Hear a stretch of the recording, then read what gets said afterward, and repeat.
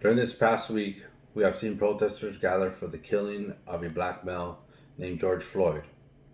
Looters are not protesters, is how Kim Fox, Cook County's state attorney, says in blockclubchicago.org.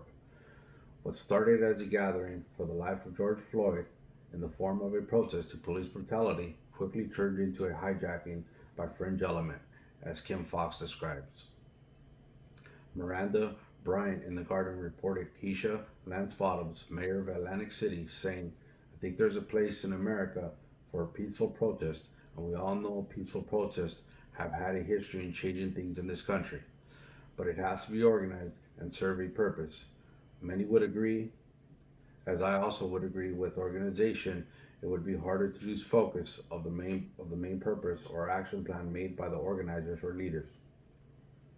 Today, I would like to persuade you, the audience, to use an action plan before a gathering or protest.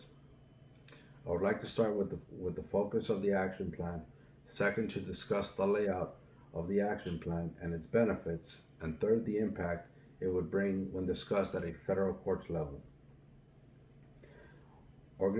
Organization with a detailed action plan assigned to a team of leaders to take responsibility for actions to be taken. First, we would begin with identifying the issue and or problem. Next, we would assign one of the team leaders to focus on the solution of what we need to improve. In the, in the case of this action plan, we are discussing police brutality. Without getting into who it has affected, we want to get to the root causes steps toward solutions.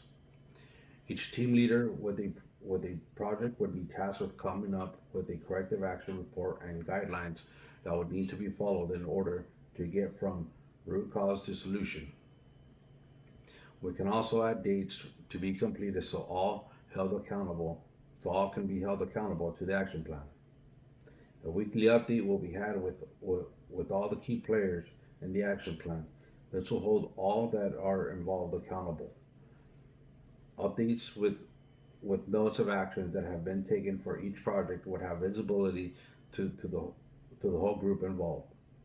A percentage of how much a task is close to completion would show what progress for each identified task and leader has been done. If if there was a case of a project lacking completion or moving toward completion, there are resources in the group that can advise or give assistance to getting back on track, working with a completed root cause and suggest solutions for implementations.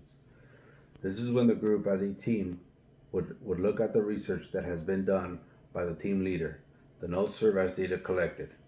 For example, if the root cause and effect are corrective action reports not being filled out, the questions can be drawn up by the group what it for what action that is keeping the corrective action report from being completed. Finally, when all can agree that the action plan and the data gathered can show there would be benefit to implement, it can then be taken to a federal court level, being that we have the right representation as a group. In conclusion, groups recently involved like the Black Lives Matter, a global network working as a team to bring justice and freedom.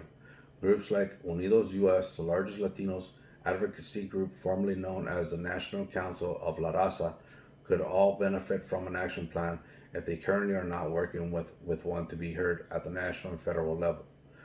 We all have someone that has been affected in one way or another, whether it be civilian, family, or friend, by police brutality or injustice, or a family law enforcement member that is out policing our cities for the good of everyone.